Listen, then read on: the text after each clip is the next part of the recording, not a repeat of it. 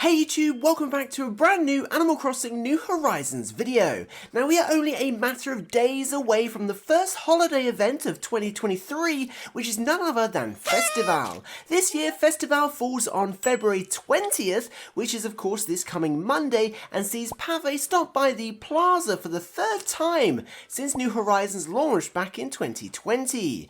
Festivale is of course inspired by Mardi Gras celebrations that take place on the last day of Carnival. During the event, we will be able to collect limited time feather crafting materials and exchange them with Pave for exclusive Festivale themed items. The event itself plays out much the same as previous years, given it is a reoccurring holiday event. However, there are a few changes players may notice this time around compared to previous years. Now, unlike Halloween or Toy Day for example, the day of Festivale is celebrated on different dates each year. This is because Festivale takes place 40 days before Bunny Day, something Pave discusses with us in the Roost, where he reminds us of Festivale's connections with Lent. In 2023, Festivale takes place on February 20th, which directly affects the event and introduces us to the most notable change you can expect to see compared to previous years. Because Festivale takes place on February 20th, it's celebrated much earlier than usual and actually falls in the winter season.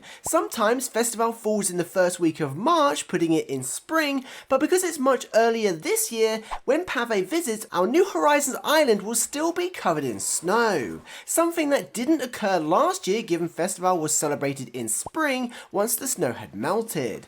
Interestingly, Festivale will now continue to take place in winter instead of spring for the next 2 years. So it's going to be some time until Festivale can be celebrated in spring again. Now, in case you were wondering, despite Festivale happening during the winter season this year, there's no risk of any snowfall. This is because event days always see fine weather without rain or snowfall. Our islands will continue to see confetti floating around during the event though, just like it would in spring, which is cool. Now, whilst the date change and the season Festivale occurs in affects everyone, the next change will depend on the last time you played through Festivale.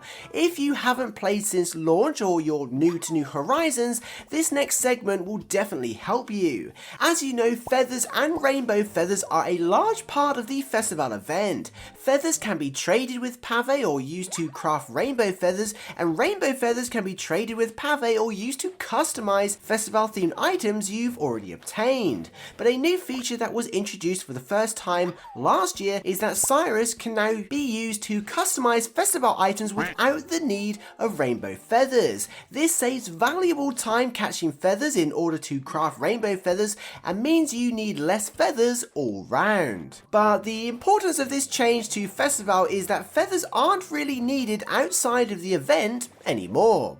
This is because previously you may need to hoard feathers to use outside of the event in case you wanted to customize Festivale items in the future. Fortunately, thanks to Cyrus, there's now no pressure to do this anymore, saving space in your storage and time hoarding feathers.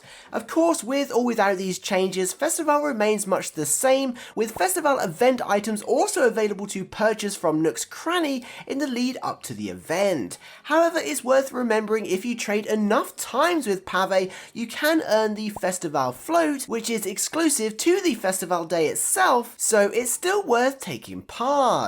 As always, thank you so much to the patrons and channel members for supporting this content. I'll see you in the next one. Peace.